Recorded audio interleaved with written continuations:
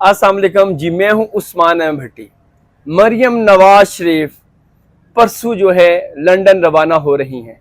उनकी बेटी उनके हमरा क्यों जा रही है, वहां पर जाके मरियम नवाज की क्या अहम मुलाकातें हैं अपने वालिद से और दीगर रहनुमाओं से, इस मुलाकात में क्या तय होगा, मियां नवाज शरीफ जब पाकिस्तान पहुंचेंगे वो कहां पर उतरेंगे और एयरपोर्ट पर उतरने के बाद वो कहां पर जाएंगे, जलसे से खिताब करेंगे और कैसे वो जो है रवाना होंगे जाती उम्रा, हेलीकॉप्टर के जरिए या गाड़ी के जरिए, उनका क्या रूट होगा, ये अहम खबर आपसे शेयर करनी है। दूसरी अहम बात कि कल जो है लाइव कवरेज दिखाई गई सुप्रीम कोर्ट की केस में, सुप्रीम कोर्ट में केस की समाअत की। वो केस था practice and procedure bill. Practice and procedure bill है क्या, क्यों जस्टिस काजी जो चीफ जस्टिस है काजी फायज ईसा, उन्होंने ओपन कोर्ट और मीडिया को लाइव कवरेज की जो है वो इजाज़त दी।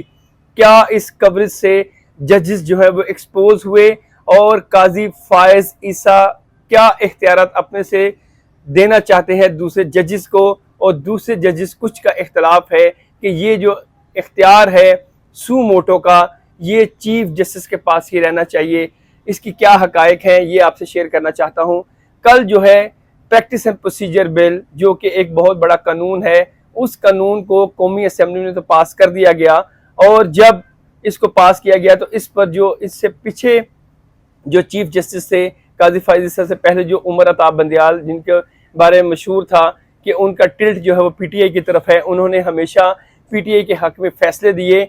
और उन्होंने ये प्रैक्टिस एंड प्रोसीजर बिल असल में है क्या, प्रैक्टिस एंड प्रोसीजर बिल ये है कि जो सू मोटो का इख्तियार है वो कौमी असेंबली चाहती थी, क्योंकि कौमी असेंबली एक कानून साज इदारा है, वो चाहती थी कि एक फ़र्द वाहिद के हाथ में ये इख्तियार नहीं होना चाहिए कि वो किसी भी मामले पर सू मोटो ले, और अगर उस सू मोटो के हेयरिंग में अगर किसी के खिलाफ फैसला आ जाए तो उस पर उस मुल्ज़म को अपील का हक भी नहीं होता था।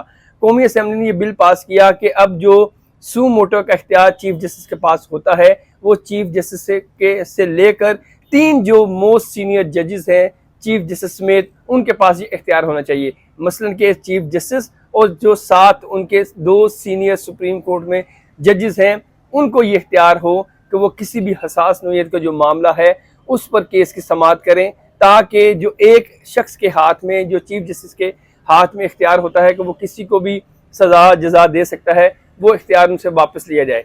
अगर हकीकत देखी जाए तो ये एक अच्छी बात है कि अगर सुप्रीम कोर्ट में 17 जजेस हैं तो सिर्फ और सिर्फ एक फ़र्द वाहिद के हाथ में ये इख्तियार होना, ये इसमें मैं समझता हूँ कि चेंजेस होनी चाहिए।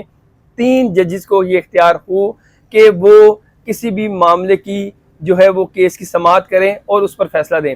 और पहले ये था कि जो मुल्ज़म जिसके बारे में सज़ा दे दी जाती थी उसको अपील का हक नहीं होता था, मगर अब प्रैक्टिस एंड प्रोसीजर बिल जो कि कौमी असेंबली में पास हुआ, इसके बाद ये था कि मुल्ज़म के पास इख्तियार होगा कि वो अपील कर सके।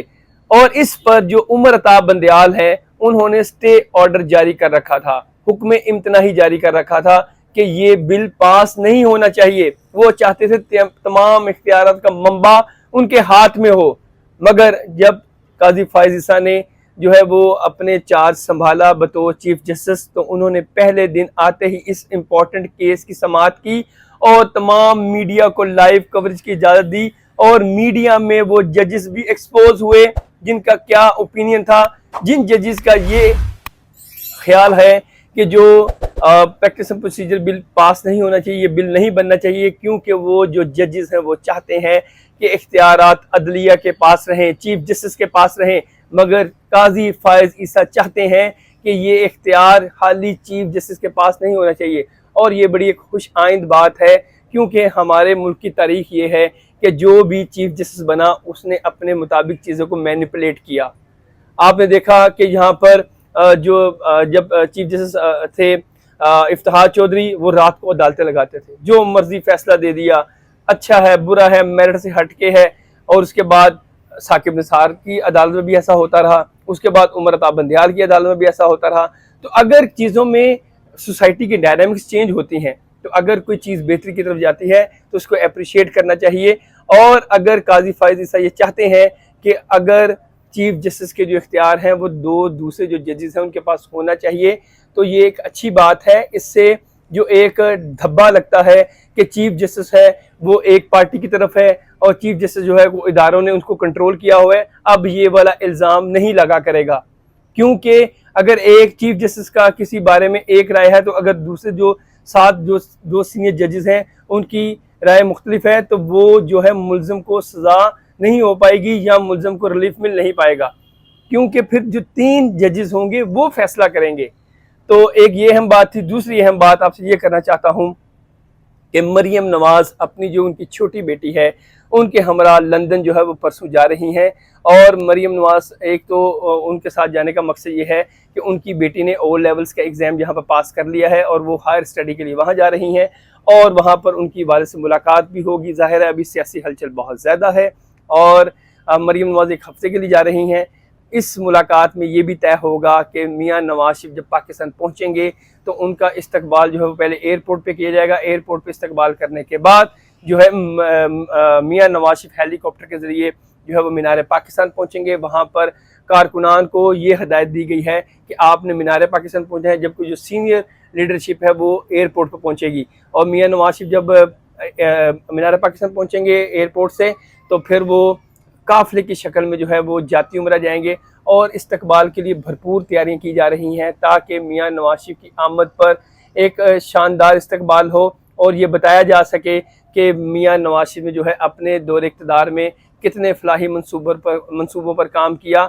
और मैं आपको बताऊं कि मियाँ नवाज शरीफ का जो बयानिया है फ़ौज के ख़िलाफ़ है, मगर फ़ौज के ख़िलाफ़ उन अफसरान के ख़िलाफ़ जिन्होंने मियाँ नवाज शरीफ को इंतकाम का निशाना बनाया। मियाँ नवाज शरीफ ने जो कल तकरीब थी मुकामी फ्लैटिस होटल में, वहाँ पर अपने वीडियो लिंक में ये जिक्र किया कि उनको सबसे ज़्यादा जो नून लीग को नुकसान पहुँचाया है वो जनरल बाजवा जो कि उस वक्त की चीफ ऑफ आर्मी स्टाफ थे।